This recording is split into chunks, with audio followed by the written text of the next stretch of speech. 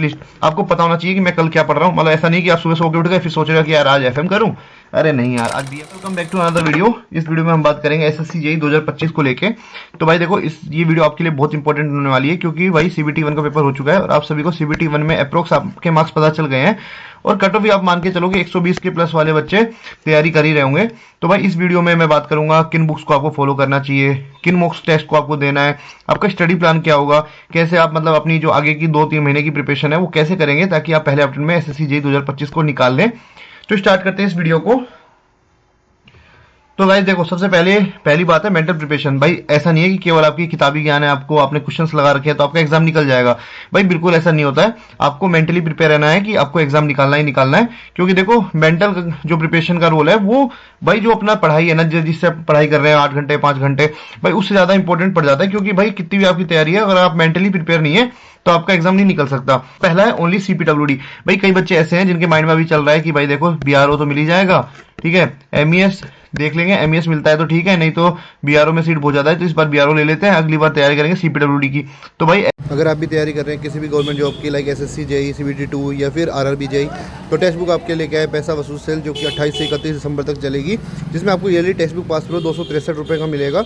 और अगर आप मेरा कूपन कोड RISHI यूज़ करते हैं तो आपको इंस्टेंट 12% का ऑफ भी मिलेगा। Link in description. ऐसे बच्चे हैं, मान के चलो कि आपका सिलेक्शन नहीं होगा। अगर आप सीपीडब्ल्यूडी के लिए तैयारी कर रहे हैं तब जाके आपको मान लो कि आपका थोड़ा भी पेपर 19-20 होता है, तब जाके आपको एमईएस मिल जाएगा या फिर बीआरओ मिल जाएगा। अभी से अगर आपका टारगेट है कि मेरे को बीआरओ चाहिए, एमईएस चाहिए, सीडब्ल्यूसी चाहिए, तो आप मान के चलो कि आपका सिलेक्शन नहीं होने वाला है। तो अभी से अपने माइंड को प्रिपेयर करो कि मेरे को तैयारी करनी है तो सीपीडब्ल्यूडी के लिए करनी है, ठीक है। अब बात करते हैं इरेस्पेक्टिव ऑफ कट ऑफ, ठीक है। तो यहाँ पे देखो 3 तरह के बच्चे होंगे जिनका अभी सीबीटी 1 का पेपर हुआ होगा। एक बच्चे जो बिलो ये कट ऑफ होंगे, बिलो कट ऑफ, ठीक है। एक बच्चे होंगे जो जो कट ऑफ के आसपास होंगे। मतलब मैं कट ऑफ मान के चल रहा हूँ 120। अभी अभी मतलब 120 को एक रेफरेंस पॉइंट ले लेते हैं। तो ठीक है, जो कुछ बच्चे ऐसे होंगे जो मतलब कट ऑफ के नीचे होंगे, मतलब 120 से काफी नीचे होंगे। एक बच्चे होंगे जो कि कट ऑफ के आसपास होंगे और एक बच्चा होगा जिसके 120 से बहुत ज्यादा होंगे, ठीक है। तो भाई देखो, सबसे ज्यादा जो मेहनत करने की जरूरत है ना अभी, जो बच्चे बीच में है, ठीक है। क्योंकि देखो बिलो कट ऑफ है, उसको पता है कि मेरा प्री के बाद मेंस देने का कोई चांस ही नहीं है, तो वो बच्चा अपना 26 के लिए तैयारी करने लग गया होगा, ठीक है। लेकिन वो बच्चा जो अभी उसका कट ऑफ निकल भी जाएगा लेकिन वो अभी तैयारी नहीं कर रहा होगा, तो सबसे ज्यादा मेहनत उसी को करनी है। क्योंकि जो बच्चा 130 के ऊपर है, 140 नंबर है, वो तो अपनी तैयारी कर ही रहा होगा ना, तो वो अपना टाइम वेस्ट नहीं कर रहा होगा। और प्लस में उसकी प्रिपरेशन आपसे कुछ अच्छी ही होगी, तभी जाके वो 140 नंबर मारा है। इसलिए सबसे ज्यादा मेहनत आपको अभी आपको ही करने की जरूरत है। जो बच्चे 120 के आसपास है, मान लो कि 118, 119, 122, 123, वो बच्चे को सबसे ज्यादा अभी तैयारी करने की जरूरत है, ठीक है। उसके बाद डिस्ट्रैक्शन। भाई देखो, अभी इतना टाइम नहीं है आपके पास, मान के चलो कि 2 से 3 महीने आपके पास है, तो आपको अभी डिस्ट्रैक्ट नहीं होना है, ठीक है। मतलब कि कुछ बच्चे ऐसे होंगे जो कि रील्स देखने में बहुत ज्यादा टाइम वेस्ट कर देते होंगे, कुछ बच्चे होंगे जो क्रिकेट खेलने जा रहे होंगे, कुछ ऐसे होंगे जो डेली जिम जा रहे होंगे 2-2 घंटे, 2.5-2.5 घंटे। तो भाई अभी इन चीजों को थोड़ा अवॉइड कीजिए, मतलब कीजिए, लेकिन ऐसा नहीं कि भाई दिन रात उसी में टाइम दे रहे हैं, उस चीज को थोड़ा सा अवॉइड कीजिए, ठीक है।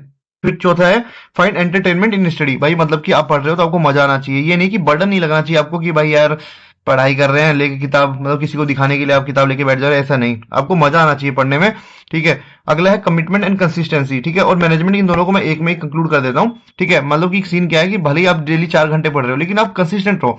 ये नहीं कि आप एक दिन 8 घंटे पढ़ लिए, एक दिन आपने पढ़ाई नहीं करी, कहीं घूमने चले गए, ठीक है, एक दिन आपने 10 घंटे पढ़ लिया, अगले दिन आप 2 ही घंटे पढ़ रहे हो। भाई ऐसा नहीं, बिल्कुल कंसिस्टेंट रहो, भले ही कम पढ़ो लेकिन डेली पढ़ो, ठीक है। आपको क्या करना है कि डेली डेली सब कुछ पढ़ते चलना है। ये नहीं कि भाई एक दिन पढ़ रहे हो एक दिन नहीं पढ़ रहे, तो ऐसा बिल्कुल मत करना। क्योंकि अगर आप कंसिस्टेंट रहोगे तो आप सिलेक्शन पक्का ले जाओगे, ठीक है। और जो सबसे ज्यादा इंपॉर्टेंट है वो हेल्थ सबसे ज्यादा इंपॉर्टेंट है। क्योंकि अभी हमारे पास 2 से 3 महीने बचे हैं, ठीक है, 2 से 3 महीने बचे हैं, तो हम इसमें अपने हेल्थ को खराब नहीं कर सकते। क्योंकि अगर आपकी एक बार हेल्थ खराब हुई तो 10 से 15 दिन आपका ऐसे ही चल जाएगा। तो आप बिल्कुल वही खाओ पियो जो कि आपके लिए हेल्दी है। प्लस में अभी जैसे सर्दी का टाइम है तो बीमार मत पड़ जाना, तो उस हेल्थ का आपका ध्यान रखना, ठीक है। तो अब बात करते हैं मेन जो स्ट्रेटेजी के लिए, ठीक है।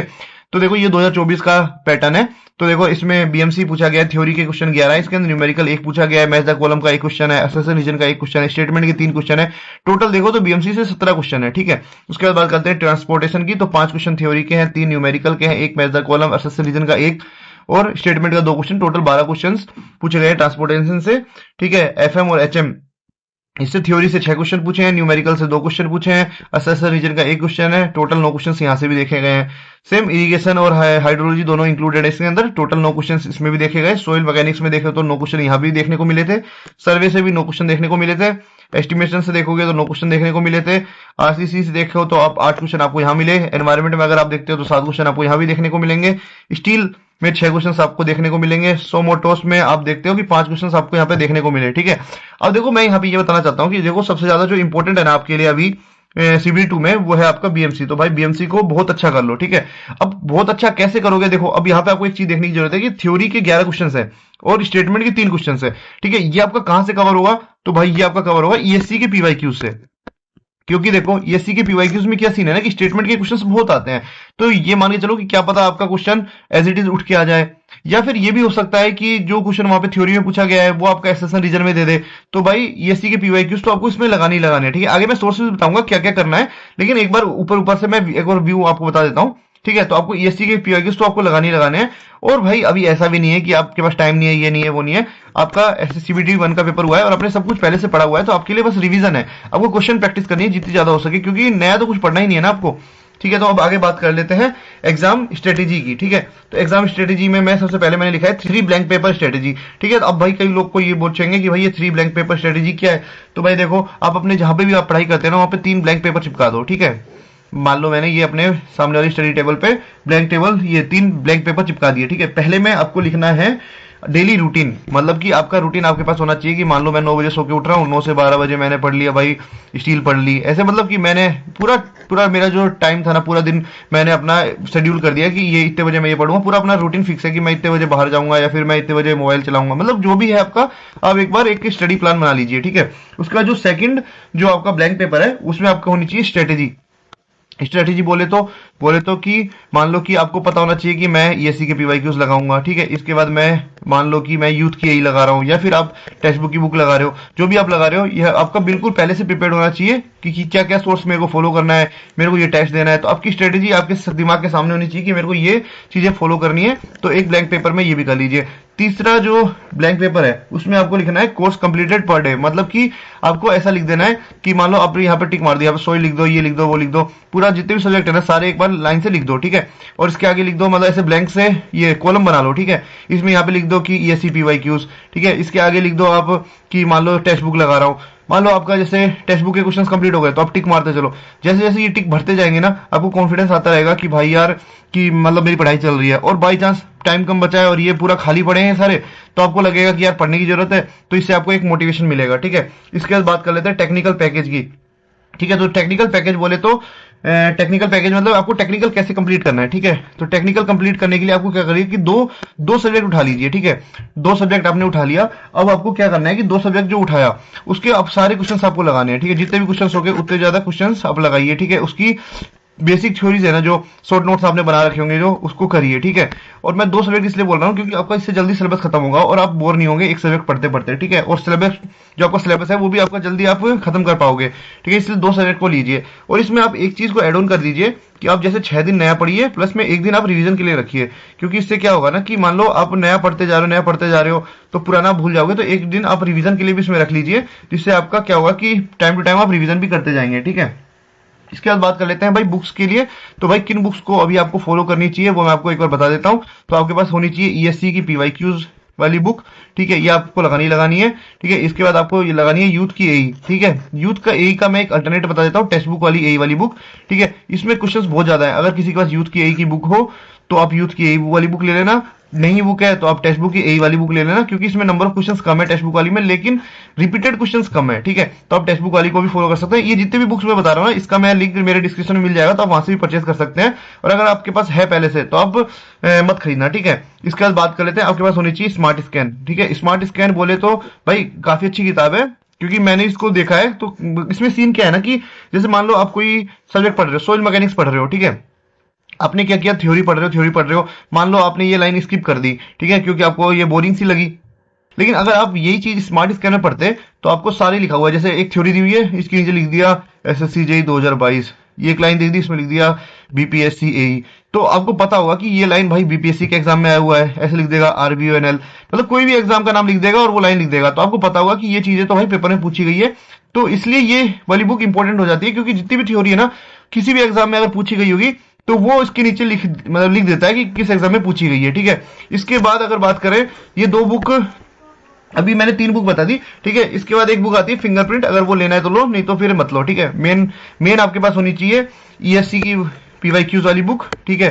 ठीक है, उसके बाद आपके पास होनी चाहिए टेक्स्ट बुक वाली बुक, और उसके बाद आपके पास होना चाहिए स्मार्ट स्कैन। अगर ये आप 3 बुक यूज कर रहे हो तो आप इजीली सिलेक्शन ले जाओगे, ठीक है। अब इसके बाद बात कर लेते हैं टेक्निकल बूम की। भाई टेक्निकल बूम मतलब कि आपका स्कोर बूम करेगा, ठीक है। इसमें क्या होता है ना, टेक्निकल बूम में मैंने क्या बोल रहा हूँ, जैसे टेक्निकल पैकेज में आपने किया है 2 सब्जेक्ट को आप कवर कर रहे हो, ठीक है। 2 सब्जेक्ट आपने उठाया, उसको खींच रहे हो भाई साहब डेली, मतलब सब्जेक्ट निपटा रहे हो, ठीक है। आपका एक टाइम में एक जो आपका टाइम टेबल है उसमें एक स्लॉट डाल दो टेक्निकल बूम का। उसमें आपको क्या करो, रैंडम क्वेश्चन उठाओ, ठीक है। मान लो कि आपने मतलब कि आपने क्या किया, 10 क्वेश्चन उठा लिए एफएम के, ठीक है। 20 क्वेश्चन आपने कर दिए सोइल के, मतलब कि बिल्कुल मिक्स क्वेश्चन पढ़ो। इससे क्या होगा कि आप हर सब्जेक्ट के टच में रहोगे, ठीक है।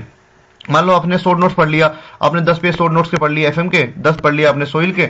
ऐसे 1 से 2 घंटे आपका जो स्लॉट है ना उसमें आप टेक्निकल बूम को डाल दो, जिससे आपको क्या होगा कि सारे सब्जेक्ट है ना आपके टच में रहेंगे, ठीक है। और जब आपका मान लो जैसे ये टेक्निकल पैकेज में जब वो सब्जेक्ट आएगा तो आपको ये नहीं लगेगा कि मैं नया कुछ पढ़ रहा हूँ, ठीक है। आपको लगेगा कि पहले मैं ये पढ़ चुका हूँ।